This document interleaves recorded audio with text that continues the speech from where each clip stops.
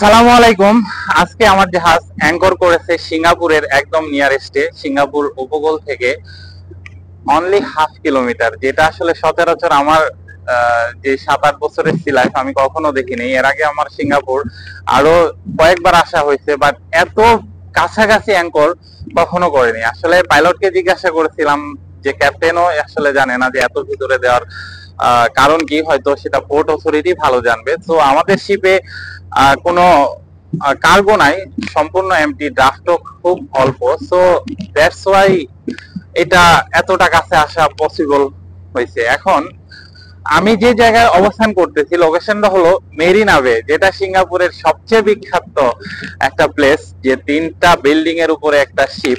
সেই মেরিনা বে থেকে একদম ফ্রন্টে আমি আপনাদেরকে সেটা দেখাবো একটু পর। তারপর আগে আমি আসলে আপনাদের এই ভিউটা দেখাচ্ছি। এটা কিন্তু আসলে সিঙ্গাপুরের আবাসিক এরিয়া, এই পাশের এটা, আর এই পাশের এটা হলো মেরিনা বে। সো এই সিঙ্গাপুরটা কিভাবে এতটা উত্থান হলো, যে তারা কিভাবে আজকে সেই দস্যু সিঙ্গাপুর বা জেলে যাদের পেশা ছিল, সেই অবস্থা থেকে মাত্র মানে কয়েক বছরের মধ্যে, 50-60 বছরের মধ্যে তারা কিভাবে তৃতীয় বিশ্বের একটা মানে সেই ধনী রাষ্ট্রে পরিণত হলো, সেই গল্পই আমি আপনাদেরকে আজকে শোনাবো। আর এই শিপ কেন্দ্রিক যে তাদের ব্যবসা বাণিজ্য প্রসার, এগুলা সব কিন্তুই আসলে তাদের এই শিপিং বিজনেস বা সিঙ্গাপুর স্টেটকে কেন্দ্র করে। সিঙ্গাপুরের কিন্তু প্রাকৃতিক সম্পদ বলতে কিচ্ছু নাই। তাদের মেন যে ইনকাম সোর্স, এই শুধু ব্যবসা বাণিজ্যের উপরেই কেন্দ্র করে আজকে তারা এতটা উন্নত করছে। আমি আপনাদেরকে এই সাইডটা দেখানোর চেষ্টা করতেছি। এখন একটু জুম করে দেখাই। এটা মেরিনা বে, যেটা সিঙ্গাপুরের সবচেয়ে হিস্টোরিক্যাল এবং বিখ্যাত প্লেস বাই ম্যান মেড, যেটা মানুষের তৈরি। 3টা ব্রিজ, 3টা বিল্ডিং এর উপরে একটা শিপ। তো এটা দূর থেকে যখন আমরা সিঙ্গাপুর স্টেট দিয়ে যাই, তখন কিন্তু এটা সেই একটা প্রতীক হিসাবে আমরা দেখতে পাই। তারপর এখানে এই যে আরো দেখা যাচ্ছে, এইখানে কিন্তু আমাদের পরে আর কিন্তু কোনো বড় শিপ নেই, ছোট একটা টাগবোট আছে। তো আপনারা বুঝতেই পারতেছেন যে এটা আসলে কতটা কাছে। অনলি 1/2 কিলোমিটার সবকিছু দেখা যাচ্ছে উপকূলের, তাই না? আসলে এতটা কাছে কখনো অ্যাঙ্কর ঘুরতে দেখি নাই।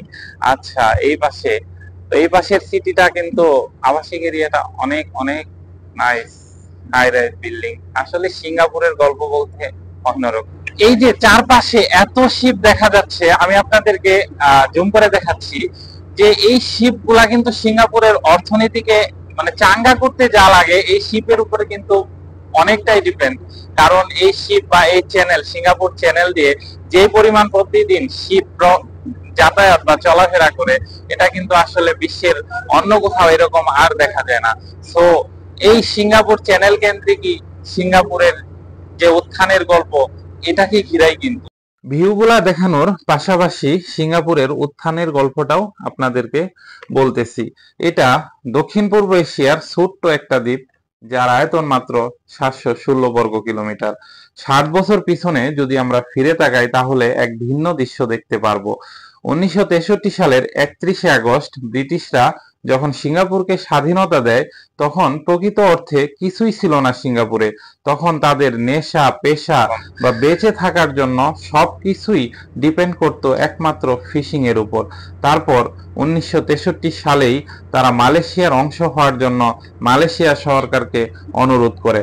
তখন সিঙ্গাপুর ফেডারেশন অফ মালয়ে যোগদান করে। মালয়েশিয়া সরকার সিঙ্গাপুরকে একত্র করার সিদ্ধান্ত নেয় এবং মালয়েশিয়ার অংশ হয়ে যায়।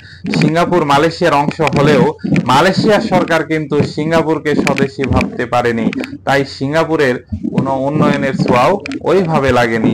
সিঙ্গাপুর আবার চায়না, সাউথ ইন্ডিয়া, ইন্দোনেশিয়া, মালয়েশিয়ার লোকজন নিয়ে তাদের জনসংখ্যা তৈরি। একথা বলতে তাদের মধ্যে কিছুই ছিল না। তাদের মধ্যে দরিদ্র, ধর্মীয় দাঙ্গা সবকিছু লেগেই থাকতো, যা সবকিছু নিয়ে একটা হযবরল অবস্থা। তখন মালয়েশিয়ার প্রধানমন্ত্রী তেঙ্গু আব্দুর রহমান সিঙ্গাপুর নিয়ে এক মহা বিপদে পড়ে গেলেন। মালয়েশিয়ার জনগণ চাচ্ছিল না যে সিঙ্গাপুর মালয়েশিয়ার অংশ হয়ে থাকুক।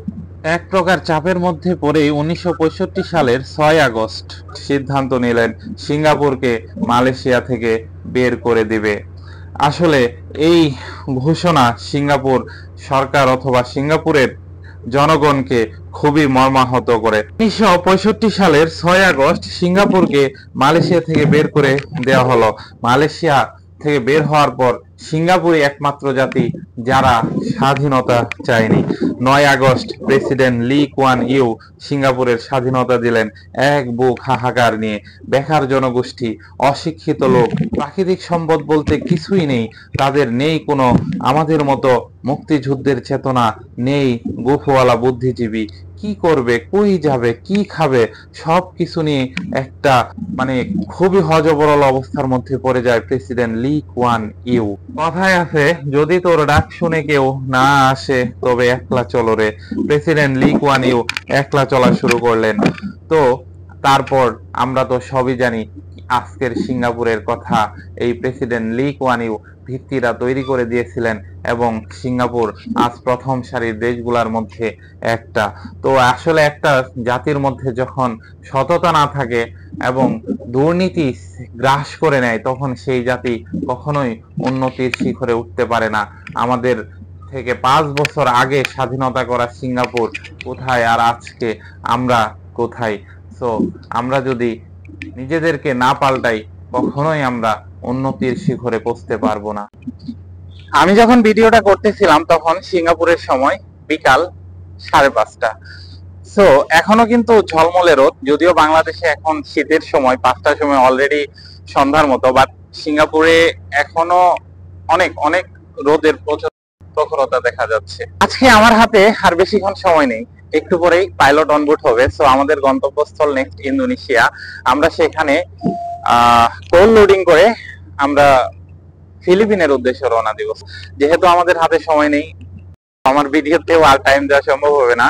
সো আমি যতটুকু আপনাদের দেখালাম, যদি আপনাদের ভালো লাগে হিস্টোরিক্যাল প্লেস, ঐতিহাসিক দেশগুলা, আপনারা অবশ্যই আমার ভিডিওতে লাইক, কমেন্ট এবং শেয়ার করে আমাকে সাপোর্ট করবেন, যেন আমি আপনাদের সাপোর্ট পেয়ে আমি আরো আপনাদেরকে এই হিস্টোরিক্যাল প্লেসগুলা, বিভিন্ন দেশের এই মনোমুগ্ধকর দৃশ্যগুলো আপনাদেরকে দেখাতে পারি।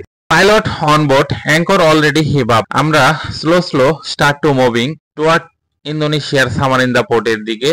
আর সিঙ্গাপুরকে আমরা অলরেডি পিছনে ফেলে চলে আসছি। এখন সন্ধ্যার সময় সানসেট হচ্ছে, আর সেই ভিউগুলো, মনোমুগ্ধকর দৃশ্যগুলো আমাদের সামনে জলজল করে ভেসে আসতেছে। আর এই মুহূর্তগুলো অবশ্যই ক্যামেরা বন্দি করে রাখছি আপনাদের জন্য। অবশ্যই আমাকে সাপোর্ট করবেন আর ইনশাল্লাহ দোয়া করবেন। আজকে আর নয়, নেক্সট কোনো ভিডিওতে অবশ্যই দেখা হবে। ওকে, আল্লাহ হাফেজ, বাই বাই।